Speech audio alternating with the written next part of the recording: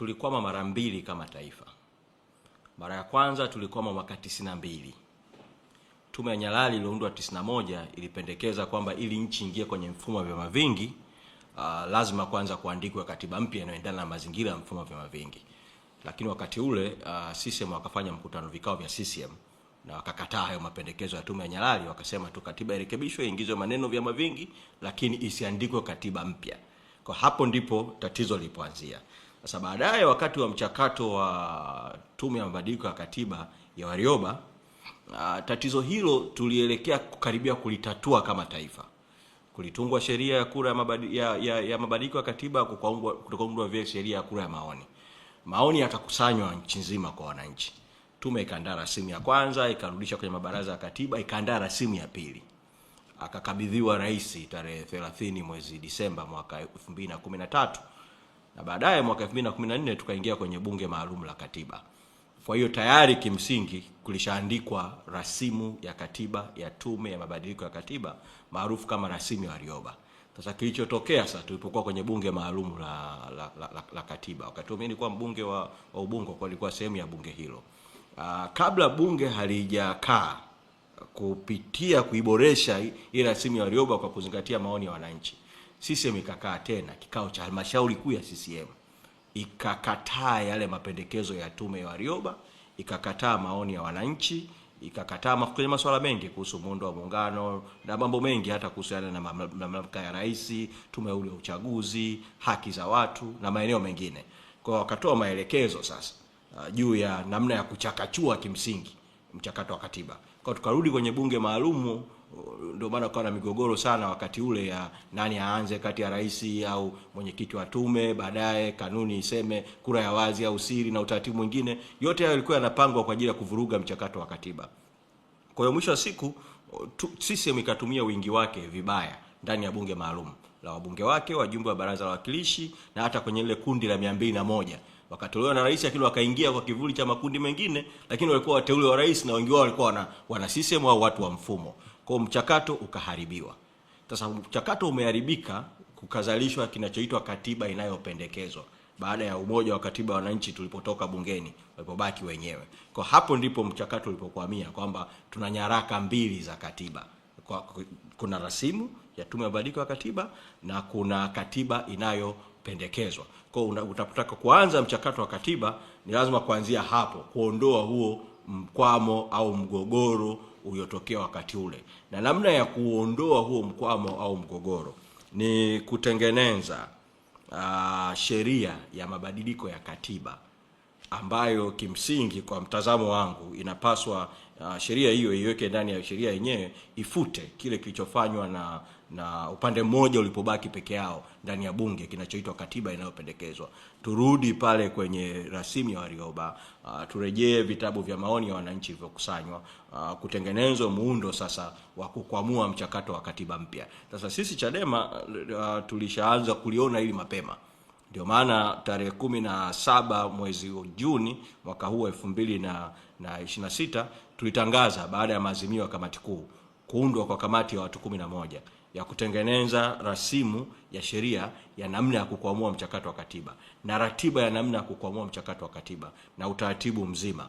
Kwa katika wakati mwafaka, kamati ile ya chama itakapomaliza kazi yake, itakapoleta kwa kamati kuu, Chadema itaiongoza nchi kuonyesha utaratibu gani utawezesha kukamilisha mchakato wa katiba. Lakini muhimu pa kuanzia ni lazima kutengenezwe sheria ya kukwamua, kuendeleza na kukamilisha mchakato wa katiba mpya. Na sheria hii haipaswi kusubiri. Mchakato inabidi uanze sasa. Usisubiri 2027 wala usisubiri 2028 wala usisubiri huko mbele. Ukisubiri tu 2027 ukasubiri 2028 hautakamilika. Hata hicho kinachosemwa kwamba katiba mpya itakamilika kabla ya 2000 na uchaguzi za mitaa wa mwaka 2029 na uchaguzi mkuu wa mwaka 2030 kitakuwa ni uongo mtupu. Haitatekelezeka kabisa kwa kutokana na ratiba yenyewe ya hii michakato ya katiba ilivyo. Kwa lazima kuanza mwaka huu kuitunga hiyo sheria na vile vile kutenga budget kwa ajili ya mchakato wa katiba mpya kama jambo la haraka sana. Kuna namna ya kufanya kwamba inatengenezwa rasimu ya muswada wa sheria wa umma, wa wananchi, wa wadau. Wanasema kabisa sheria iwe hivi hivi hivi, neno kwa neno. Wadau wakuu wakisha kubaliana kwamba hivi ndio sheria inatakiwa iwe, inakwenda bungeni kupata tu baraka bila kubadilishwa, kupata uhalali huo wa kisheria. Ile sheria ikishatungwa, ile sheria ndio inatawala mchakato mzima. Kwa katiba haitatungwa na bunge hili. Katiba mpya haiwezi kutungwa na bunge hili, na wala haiwezi kutungwa na wala bunge hili haliwezi kuwa na mamlaka ya kuitunga katiba. Katiba itatungwa na vyombo vingine vitakavyoundwa kwa mujibu wa sheria na vitapewa hayo mamlaka ya kufanya, sio bunge hili. Kwa hiyo sheria inatoa tu hayo mamlaka ya kwamba sasa utengenezwe mfumo mwingine wa kuitengeneza katiba mpya, kuikamilisha kutokea pale ilipokuamia. Kwa hiyo hiyo ndio mchakato. Lakini kuna mambo mawili ya ziada ambayo ni muhimu sana yafanyike kama hatua za awali vile vile za mchakato. Kuna haja ya kumwachilia mwenyekiti wa Chadema Tundu Lissu. Sisi wengine tumekuepo kwenye siasa za kibunge kwa miaka mingi huko, tunafahamu kwamba wakati tunaingia kwenye mchakato wa katiba na tulikuwa tunaongoza kambi rasmi ya upinzani, Tundu Lissu alikuwa waziri kivuli wa katiba na sheria. Mchango wake wakati akiwa waziri kivuli wa katiba na sheria wa bungeni, wakati tunajadili miswada ya sheria hii ilipoletwa mara ya kwanza, hata ulipokuja mara ya pili baada ya kukwama bungeni kwa kuharibiwa, tulipokutana na rais aliyekuwa rais wakati huo Kikwete Ikulu, tulizungumza, tukarudi tena bungeni, tukarekebisha baadhi ya mambo. Mchango wake kwanza wa kitaalamu kama mtu ambaye amekuepo wakati wa mchakato wa katiba akiwa ndo waziri kivuli wa katiba na sheria wakati huo, mchango wake wa kitaalamu ni muhimu. Lakini sio mchango wake tu wa kitaalamu. Tundu Lissu anawakilisha kundi moja kubwa sana katika jamii.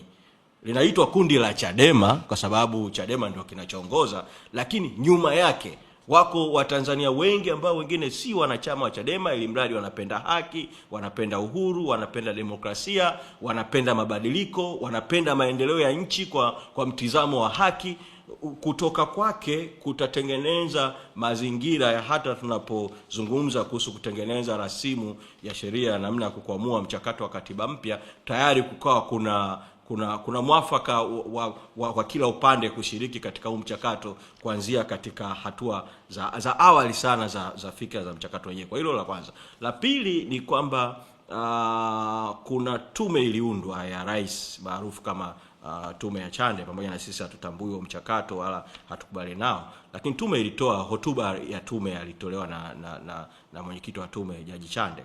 Ripoti yenyewe ya tume haijawahi kutolewa.